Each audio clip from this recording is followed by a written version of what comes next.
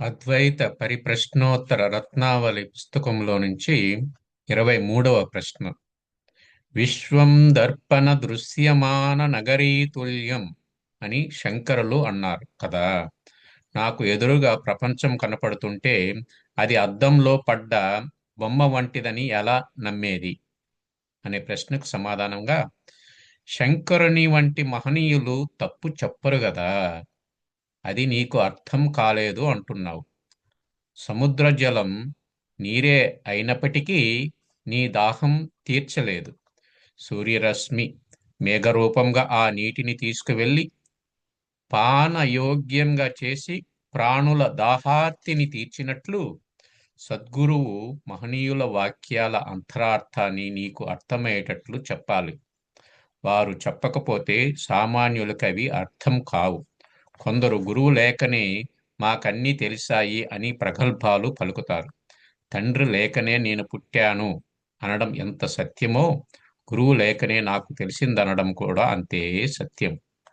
శంకరుని వాక్యములో ఈ ప్రపంచంలో కనపడేవన్నీ అద్దంలో కనపడే నగర దృశ్యాల వంటివి. అద్దం చాలా చిన్నది.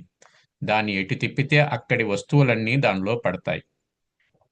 ఆ వస్తువులు పెద్దవైనా చిన్నవైనా ఆ అద్దంలో ఇమడగలవు.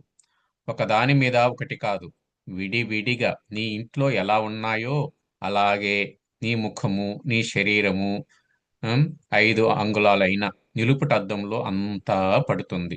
చిన్నదిగానా? కాదు. ఫోటో కూడా అలాంటిదే. అద్దంలో పడిందా, అద్దం మీద పడిందా ఆలోచించు. మనకు అద్దంలో పడ్డట్టు కనిపిస్తుంది, కానీ అది యథార్థంగా అద్దం మీద పడింది. అద్దానికి లోపల ఫ్రేమ్, చెక్క తప్ప ఏమీ లేదు. సైన్స్ ప్రకారం ఏ వస్తువైనా దాని కాంతి కిరణాలు ప్రసరించి అద్దం వరకు వచ్చాయి. అది ఘనం కాబట్టి దాన్ని దాటి లోపలికి పోలేక వెనుతిరిగాయి. అద్దం మీద పడ్డ కాంతి కిరణాలు ఆ వస్తువు నుండి వచ్చాయి కాబట్టి ఆ వస్తువు అంతా ఏది తీసివేయకుండా పూర్తిగా అద్దం మీద కనిపిస్తుంది. మన ఇంట్లో వస్తువులు ఒకదానికొకటి తగిలేట్లు పెడితే అవి కూడా అలాగే పడతాయి. దూరంగా పెడితే దూరంగా ఉన్నట్లే పడతాయి. అద్దాన్ని ప్రక్కకు తిప్పితే అందులో వస్తువులు అన్నీ పోతాయి. కారణం అవి అద్దం లోపలికి రాలేదు, బయట సర్ఫేస్ మీదనే ఉన్నాయి. అద్దం లోపలికి రాలేవు. ప్రపంచంలో మనకు కనపడే వస్తువులన్నీ మన మనోఫలకం మీద ప్రతిబింబిస్తున్నాయి. కంటితో ఏ వస్తువును చూచినా దాని తాలూకు ఫోటో తలకిందులుగా మన రెటీనా మీద పడుతుంది. దాన్ని బుద్ధి దర్పణం సరైన రీతిలో చూసి ఫలానా అని తన విచక్షణా జ్ఞానంతో గుర్తిస్తున్నదని మనకు తెలుసు. మామూలు అద్దానికి తన మీద పడ్డ వస్తువు ఏమిటో తెలియదు. అది జడదర్పణం. దానికి గుర్తించగల విచక్షణా జ్ఞానం లేదు. మన బుద్ధి దర్పణము గుర్తించగలదు. అది అది చైతన్య అంశ. అంశ అని ఎందుకు అంటున్నామంటే అది పూర్తి అద్దము కాదు, దానికి పరిచ్ఛిన్నత ఉన్నది. అద్దానికి ఫ్రేమ్ లాగా అద్దాన్ని ప్రక్కకు తిప్పగానే ముందున్న వాటిని ఎలా గుర్తించలేదో అలాగే మన బుద్ధి కూడా ప్రత్యక్ష ప్రమాణంగా కొన్నింటిని, అనుమాన ప్రమాణంగా మరికొన్నిటిని గుర్తిస్తుంది. ఆగమ ప్రమాణం దాని పరిధిలో లేదు. అందుకే అది అంశయే కానీ పూర్ణము కాదు. చైతన్య శక్తి ఉన్నదే కానీ పూర్తిగా లేదు. అపరిపూర్ణమైన ఆ దర్పణానికి విశేషము అని పేరు. దానిలో ఉండే ప్రతిబింబాలకు అభాస అని పేరు. భార్య బిడ్డలు, చుట్టాలు, ఆస్తిపాస్తులు అన్నీ బయట ఉన్నాయి. ఈశ్వర సృష్టిలో ప్రతి వస్తువు పాంచభౌతికమే. మన శరీరము, మనస్సు, ప్రాణము, వ్యష్టిలో మనకు కనిపించేవన్నీ ఈశ్వర సృష్టి. మనచే గుర్తించబడే వాటి ప్రతిబింబాలు జీవ సృష్టి. ఈశ్వర సృష్టి దేశ కాలాలకు లోబడిన వస్తువు. జీవ సృష్టి ప్రతిబింబమే కాబట్టి దేశ కాలాలకు లోబడదు. అందుచే నీ దేహం ఉన్నంత వరకు నీ జీవ సృష్టి ఉంటుంది. ఈశ్వర సృష్టి అలా కాదు. మనం చనిపోతున్నా మనం కట్టుకున్న ఇల్లు, వాకిలి, మన భార్య బిడ్డలు అలాగే ఉంటున్నాయి. కాలము, కర్మ అయిపోయినప్పుడు వ్యష్టి జీవుడు ఎలా పోతాడో అలా సమిష్టి ప్రపంచము పోతుంది. అందుచే అది ప్రతిబంధకము కాదు. నిన్ను బాధించేది నీ జీవ సృష్టి. ఇదంతా విశేషమైన దర్పణ దృశ్యం.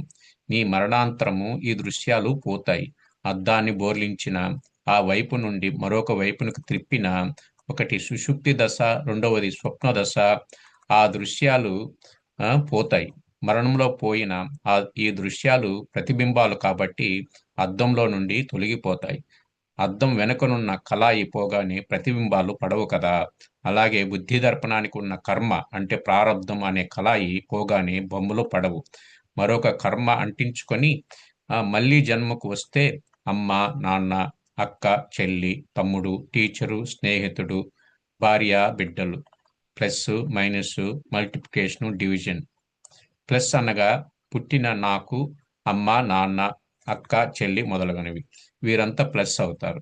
పెళ్లి కాగానే భర్త ప్లస్ అయి వీరంతా నెగిటివ్ అవుతారు. నా కొడుక్కి, కూతురికి పెళ్లి చేస్తే వియ్యాల వారు నాకు అదనంగా వస్తారు. మనవడు, మనవరాలు పుట్టగానే కొడుకు సంసారము నాకు భాగాహారం అవుతున్నాయి. క్రమంగా బొమ్మలు పడతాయి. ఇదంతా వ్యష్టి విశేష దర్పణ దృశ్యం. ఇంకా సమిష్టి దర్పణ దృశ్యం ఆలోచిద్దాం. ప్రపంచం అంతా సమిష్టి దర్పణం. దీనికి పరిధి లేదు, అపరిపూర్ణము కాదు. దీని పేరు సామాన్యం. పరిమితమైన దేహ పరిధిని దాటితే జ్ఞాన దర్పణం. ఇది వెష్టిలో ఉన్నప్పుడు కూడా పరిమితులు లేనిదే. అయితే నేను దీన్ని గుర్తించటం లేదు. నీ ఇంట్లో కూర్చొని హిమాలయాలో అనుకో, వెంటనే మంచు కొండలు కనిపిస్తాయి కదా. నీవు రైలులోనో ఫ్లైట్లోనో వెళ్ళి హిమాలయాలు చూశావా? ప్రత్యక్షమైన వస్తువులు ఎలా కనిపించాయో అలా హిమాలయాలన్నీ చూశావు. నీ జ్ఞాన దర్పణం విస్తరించి ఉండబట్టి హిమాలయం వరకు వెళ్ళి దాన్ని ప్రత్యక్షంగా చూడగలిగింది. ఒక విషయాన్ని ఊహిస్తే నీ ఊహా దృశ్యాలతో పాటు నీ శరీరాన్ని కూడా నీకంటే బయట ఉన్నదానిగా చూస్తున్నావు కదా. నీ దృష్టి దర్పణాన్ని ప్రత్యేగాత్మ అనే జ్ఞాన దర్పణంగా గుర్తించు.